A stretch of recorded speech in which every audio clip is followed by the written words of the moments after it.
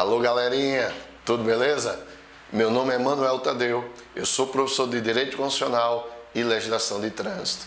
Mas essas nossas gravações vamos trabalhar exclusivamente com legislação de trânsito. E o nosso primeiro bloco de aula, nós vamos trabalhar repartição de competência, que é um assunto que despenca em concurso público. Valeu? E aí, galerinha, vamos dar início agora ao nosso primeiro bloco, que é sobre competências do Código de Trânsito Brasileiro, tá certo? Então vamos lá. Então, primeira coisa, o Código de Trânsito Brasileiro é a Lei 9.503 de 1997. Quando a gente estuda o Código de Trânsito Brasileiro, a gente tem que dividi-lo em três partes. Primeira parte são as normas que constituem, não é, o Código de Trânsito Brasileiro. A segunda parte, você tem conceitos e definições. O que são conceitos e definições está lá no anexo 1. Então, quando você quiser saber o que é uma via coletora, quando você quiser saber o que é uma caminhonete, quando você quiser saber o que é uma passarela, você quiser saber o conceito de estacionamento, o conceito de parada, então você vai lá no anexo 1, lá do Código de Trânsito Brasileiro. E no anexo 2, você vai ter a parte total de sinalização. Essa sinalização vertical, composta por placas, né? E a sinalização horizontal, como exemplo, a gente tem as faixas de pedestres, as marcas de canalização e as marcas longitudinais, sejam amarelas, sejam brancas, tá certo? Então esse é o nosso Código de Trânsito Brasileiro. Para esse nosso concurso, que é a Guarda Municipal de Caruaru, nós não vamos trabalhar com todo o Código de Trânsito Brasileiro. Apenas alguns dispositivos, não é? No edital está apenas em relação à competência o artigo 21 e o artigo 24. O artigo 21 trata-se dos órgãos executivos rodoviários, DENIT, DR, ou ainda o órgão municipal de trânsito rodoviário, se existir. Essa é a parte das competências, junto, obviamente, com a competência lá do artigo 24, que fala sobre os órgãos executivos municipais de trânsito. Depois, nós temos as normas de circulação e conduta, mas só pediu 2 artigos, que foi o artigo 29 e o artigo 30, então, muito pouco. Deveria ter pedido em relação às vias, né? Velocidade das vias, e não se pediu, mas tudo bem. Então, só são esses 2 artigos de normas de circulação e conduta. Depois nós temos dos pedestres, que é o artigo 68, 69, 70 e 71, fala sobre pedestres e veículos não motorizados, no caso ciclistas. E o artigo 105, são os equipamentos obrigatórios. E finalizamos com o chamado condução de motofrete, que é no popular o motoboy. Então isso é o nosso estudo, né, que vamos iniciar sobre o Código de Trânsito Brasileiro. Então, primeiro ponto, a gente vai ver algumas disposições gerais para a gente entrar diretamente no conteúdo. Mas, Emanuel, por que a gente tem que ver essas disposições gerais? Claro, para você primeiro entender o que é o Código de Trânsito Brasileiro, para depois a gente ir para o ambiente que é o seu edital. Tranquilo? Então vamos lá. Então o artigo 1º, importantíssimo, diz que o trânsito de qualquer natureza, nas vias terrestres do território nacional, abertas à circulação, rege-se por este Código. Então, primeiro ponto. Observar que o trânsito só pode ser nas vias terrestres, né, pessoal? Então, o trânsito só cabe nas vias terrestres, não cabe no mar. O nosso Código de Trânsito Brasileiro não tem competência para atuar no mar nem no céu. É nas vias terrestres. Que vias terrestres são essas? São duas, né? As vias terrestres são urbanas ou as vias terrestres são rurais, tá? Então, nas vias terrestres do território nacional, abertas à circulação, isso é importantíssimo, rege-se por esse código. Por que é importante dizer abertas à circulação? Simples, meus amigos. O Código de Trânsito só pode atuar, agente de trânsito, só posso atuar nas vias abertas à circulação, ou seja, as vias públicas. O Código de Trânsito brasileiro não pode atuar em uma via privada. Como assim, Emanuel? Exemplo. Aqui, você está circulando ali, vamos pegar Recife, fica mais fácil para mim, já que eu sou de lá. Vamos lá. Ó, você pega ali em Recife, ali, Avenida Agamenon Magalhães. É uma via aberta ao público. Qualquer pessoa pode circular pela Avenida Agamenon Magalhães. Mas vejam, eu como agente, não posso atuar na fazenda de Seu Chico. Lá na fazenda de Seu Chico tem um caminho lá, todo mundo anda de carro lá dentro da fazenda. É uma via privada, obviamente a circulação de veículos lá, mas o Código de Trânsito, o agente de trânsito não pode atuar ali. Por que não pode atuar? Porque é uma via, não é uma via aberta à circulação, é uma via fechada. Tranquilo? Beleza? Então, parágrafo 1º desse artigo 1º diz: considera-se trânsito a utilização das vias. Por quê? Por pessoas, veículos e animais. Então, existem 3 tipos de pessoas que vão utilizar nosso trânsito. Quem são elas? As pessoas que nós vamos intitular como pedestres, os veículos, chamados de veículos automotores, mas lembrando que existem também veículos não motorizados. Que veículos não motorizados são esses, Emanuel? Bicicleta é um veículo não motorizado.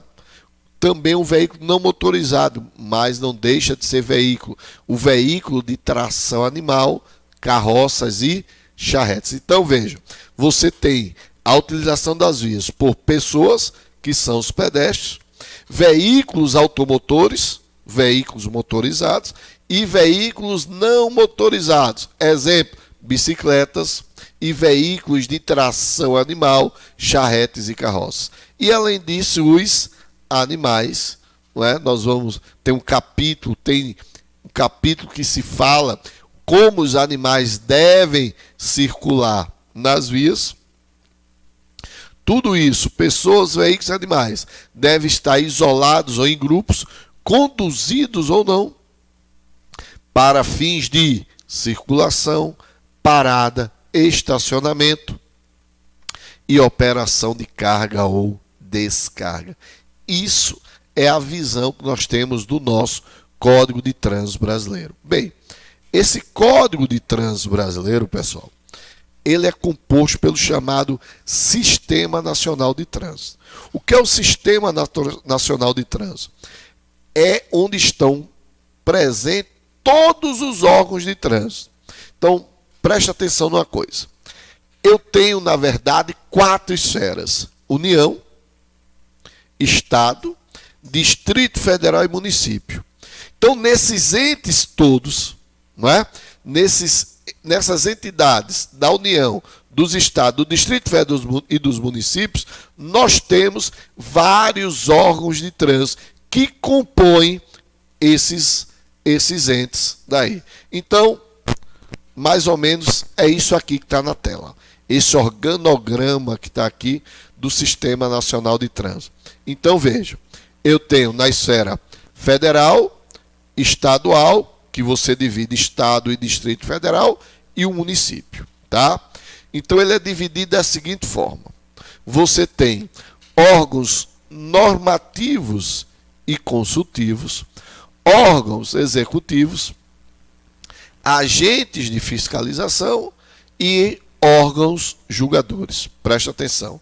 O que são órgãos normativos e consultivos? O próprio nome já diz, normativo, aquele que vai normatizar, criar normas. E órgãos consultivos são aqueles que servem para consulta. Então, se eu estiver em dúvida sobre algum assunto de trânsito, então eu tenho os órgãos consultivos. Então, são órgãos normativos e consultivos. São dois.